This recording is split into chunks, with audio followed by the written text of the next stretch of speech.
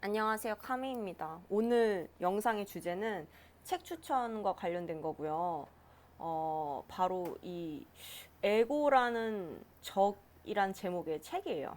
이 원제는 Ego is the enemy, is the enemy 라는 책이고요. 라이언 홀리데이라는 분이 지은 책이에요. 저는 이 책을 도서관에서 빌려봤습니다. 저는 웬만한 책을 돈 주고 잘 안 사보거든요. 공부해야 되는 책이라던가 이제 밑줄 치면서 읽어야 되는 책 아니면은 웬만한 건 다 빌려보고요. 그것만으로도 충분할 것 같아요.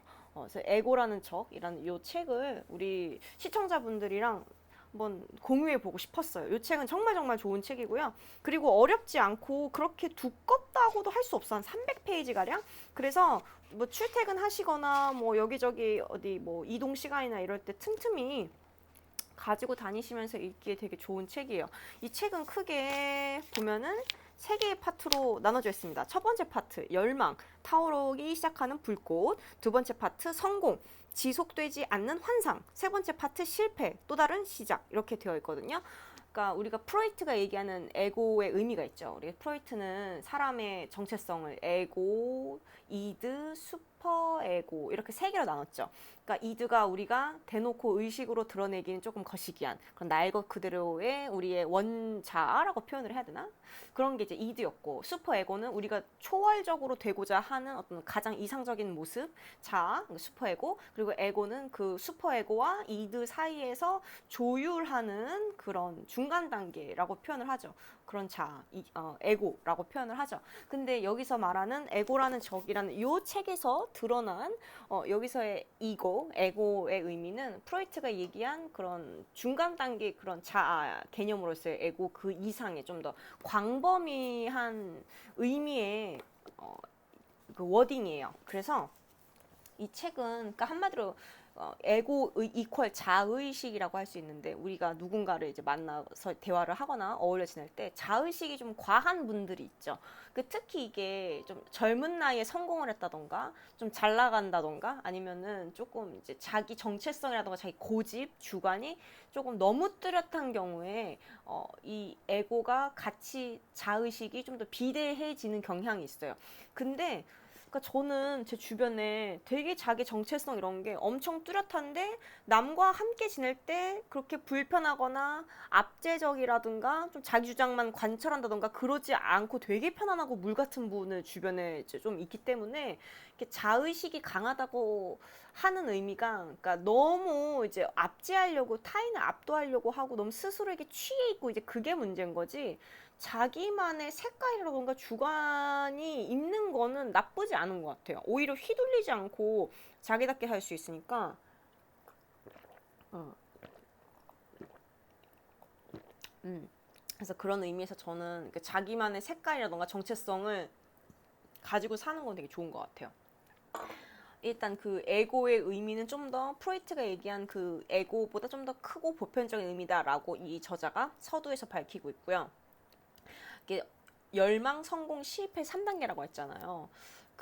저는 직접 봤습니다. 한 되게 멋있는 사람이 그 성공에 대한 열망으로 이제 자기 비즈니스를 시작해서 어느 정도 잘 나가다가 그리고 실패를 맛보는 것을 되게 축약해서 지근거리에서 바라본 경험이 있기 때문에, 그렇지. 아, 저렇게 다 가진 것 같은 사람도 인생의 고난을 피해갈 수 없구나. 저렇게 어린 나이에 추앙받으면서 저렇게 잘 나가는 사람도 그 한순간에 위기를 겪을 수 있구나라는 거를 되게 압축해서 짧은 시간 안에 제가 곁에서 보다 보니까 정말 사람이 그러니까 되게 자의식이 비대해지기 너무너무 쉽고, 그리고 그것을 컨트롤하면서 이렇게 항상 평온한 상태를 유지하기가 되게 쉽지 않을 것 같아요. 특히 뭐 연예인이라던가 뭐 운동선수라던가 아니면 좀 뭔가 좀 이렇게 젊은 나이에 뭔가를 많이 이뤘다고 주변에서 좀 추앙하는 그런 인물들 같은 경우에는 특히 이 에고라는 적에 공격당하기 굉장히 쉬울 것 같아요. 여러분도 아시다시피 이렇게 자의식, 에고가 비대한 사람은 그냥 어느 정도 거리에서는 떡고물이 있을 때는 같이 지낼 수 있어요. 그쵸? 추앙해주면서. 근데 가까운 거리에서 속을 터놓고 지내는 친구로서는 함께 지내기가 굉장히 이제 힘든 사람이죠. 그죠? 맞습니다. 굉장히 힘든 사람이죠. 그래서 자의식이 비대하면 비대할수록 주변 사람들이 불편함을 느끼고 조금 거리를 두고 멀리하고자 하는 그런 경향이 있죠. 그래서 저는 이제 직접 다 봤잖아. 그래서 정말 사람이 잘 나갈 때 그 자신감 있는 모습과 좀 이렇게 힘들 때 그 쭈그러든 모습을 둘 다 봤거든요. 그래서 진짜 되게 인생이 이게 쉽지 않다는 걸 그때 깨달았고, 또 이게 에고가 크면 클수록 그런 실패와 고난이 더더욱 쓰라리게 다가올 수밖에 없겠다는 생각이 들더라고. 왜냐면 내가 되게 자의식이 뿜뿜하고 비대했는데 이게 와장창 깨진 거잖아. 그러니까 그게 추락이 얼마나 더 드래스틱하게 정말 극적으로 느껴지겠어요. 그러니까 빛이 밝으면 밝을수록 어둠도 깊을 수밖에 없는 거야. 그래서 저는 이 책에서 이 에고라는 적을 되게 조심해야 된다고 얘기해요. 그러니까 에고는 적이고, 그리고 obstacle, ego is the enemy and the obstacle is the way라고 작가가 표현을 하거든요. 그러니까 장애물은 길이고, 에고는 적이다. 저는 이 표현이 정말 딱 들어맞는다고 생각을 했어요. 음. 정말 그 카리스마틱하고, 그러니까 에고가 클수록, 그러니까 친구로 지내기엔 되게 불편하죠. 근데 숭배의 대상이 될 수는 있죠. 그러니까 카리스마틱하고 에고가 크다는 게 그런 거지. 뭐 연예인이라던가 아니면 종교 지도자라든가 어디 셀럽이라던가 이런 사람들은 그 1대1로 그 평등한 관계를 맺을, 친밀하고 평등한 관계를 맺을 일이 없잖아.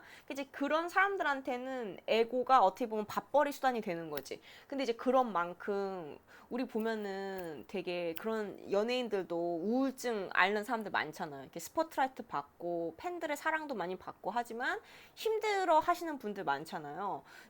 또 막 그런 것도 이제 종교 지도자 이런 사람들도 보면은 그 종교, 특히 막 목사 아들, 목사 딸 이런 사람 중에 약간 정신이 좀 온전치 못한 사람들이 있어요. 은근 그게 왜 그러냐면은 계속 이래야 된다 저래야 된다 이런 당위성에 갇혀 있거든. 아빠가 목사인데 뭐 너네 부모님 목사인데 이러면서 어렸을 때부터, 사실 그거는 그 부모님이 목사인 거지 내가 목사인 건 아니잖아, 그치? 근데도 이제 주변의 기대라던가 그런 그 억압이 있을 수밖에 없는 거지. 당위성 같은 게 주어지는 거지.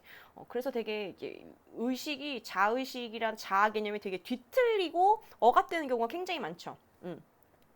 그니까 전 모르겠어요. 이렇게 에고가 크면 클수록 그 뭔가 대단해 보이고 위대해 보이고 그런 스스로의 모습에 취하고 뻥이 취하고 그러겠지만, 그만큼 빛이 큰 만큼 어둠 또한 깊을 수밖에 없으며, 평등하고 소박하고 편안한 관계를 만드는 게 아니라 약간 주종 관계 비스무리하게 약간 숭배와 추앙의 그런 관계성만이 형성될 뿐인 거죠. 그러니까 외로운 거지, 역설적으로. 연예인분들 보면은 팬은 많지만 친구는 없다고 말씀하시는 분들 많잖아요. 그런 것처럼 막 목사님들 보면은 종교 지도자, 뭐 리더, 뭐 대표 이런 사람들 보면 스포트라이트 받고 사람들이 막 추앙하고 하지만 그 사람들도 인생에 희노애락과 고락이 있을 거란 말이지. 근데 그거를 누구한테 털어놓을 사람이 없어. 그렇잖아. 얼마나 외롭고 힘든 인생입니까, 그것 또한. 그런 거죠. 불편한 거지, 친구로서 지내기에는.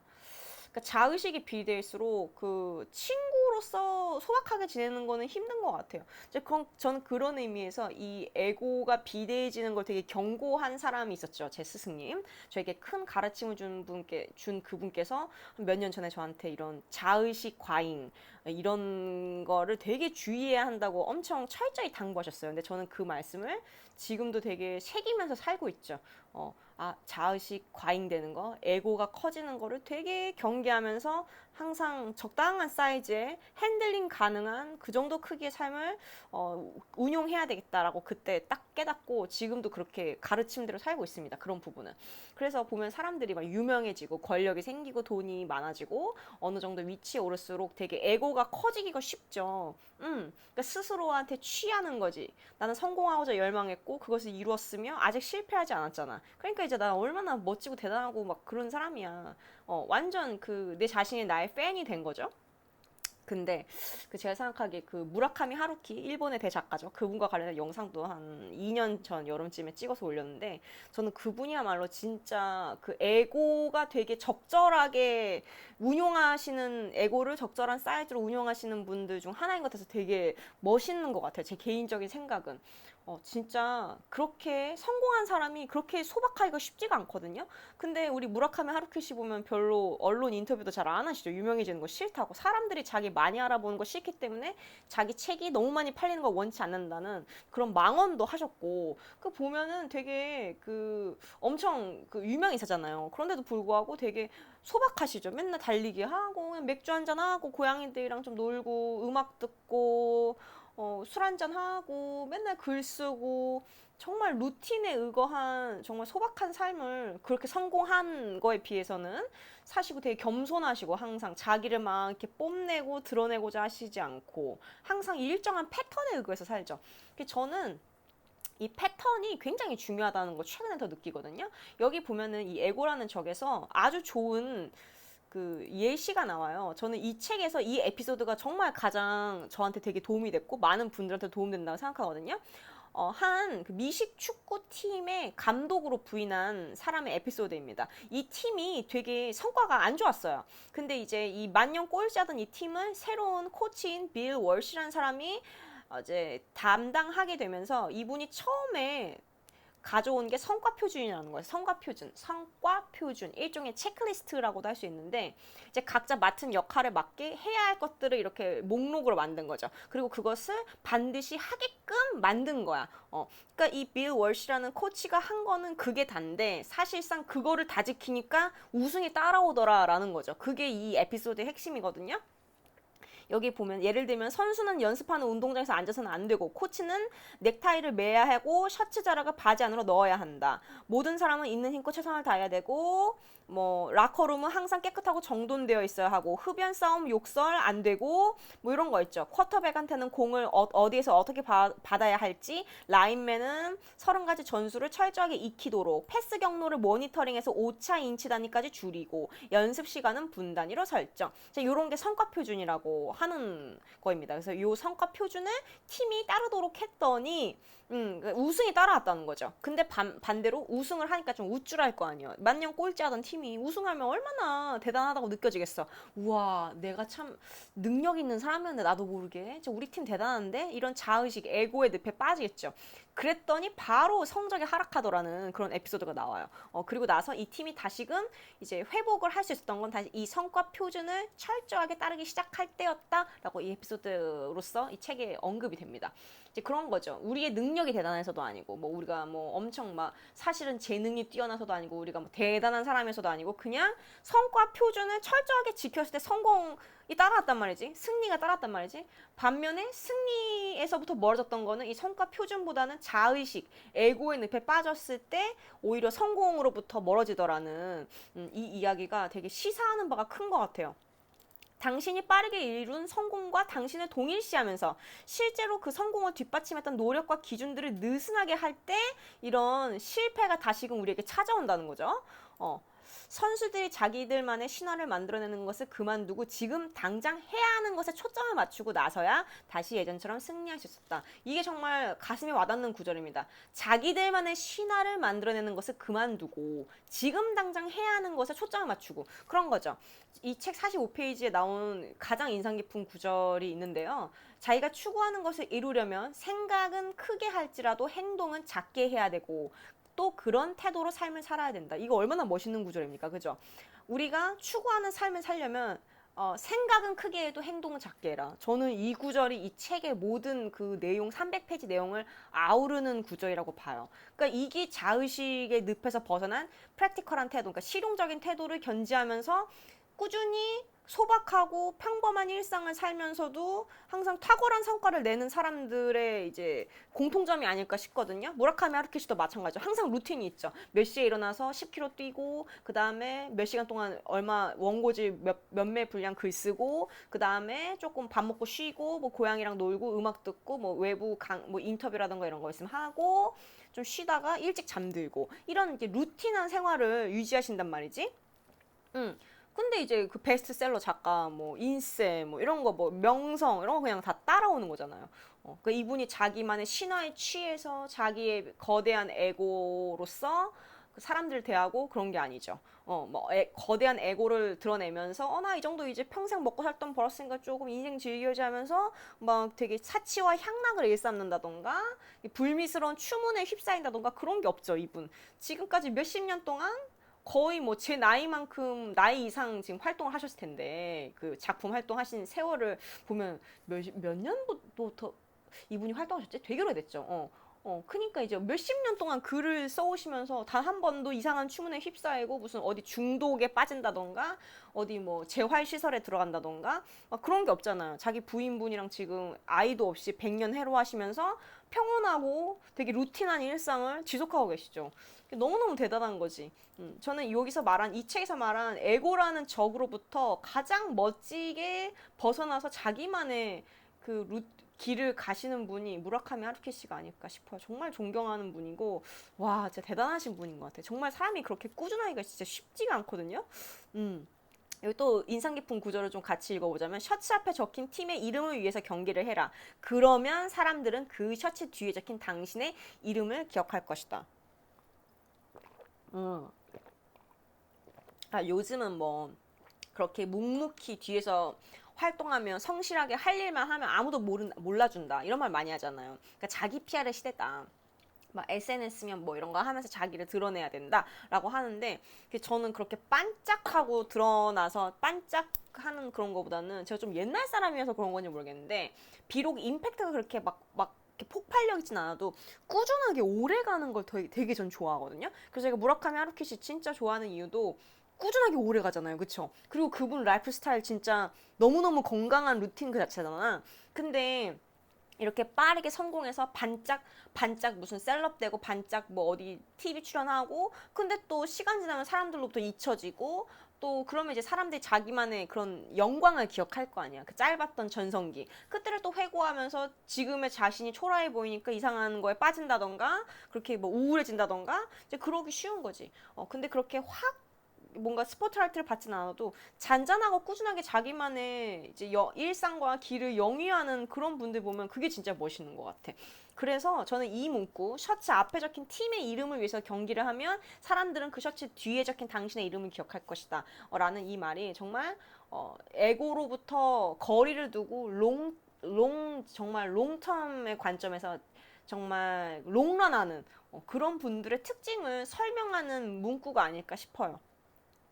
근데 또 중요한 건 그거지. 또 이렇게 우리가 에고로부터 벗어나야 된다고 이제 이야기를 하면서, 그러면은 겸손하게 살라는 거냐? 물론 겸손한 게 좋죠. 그렇지만 그 금욕주의라던가 지나친 겸손, 지나친 겸양, 지나친 또 거기서 더 나아가서 자기 비하, 여기로까지 빠질 필요는 없다고 저자가 이야기를 하죠. 그것도 마찬가지죠.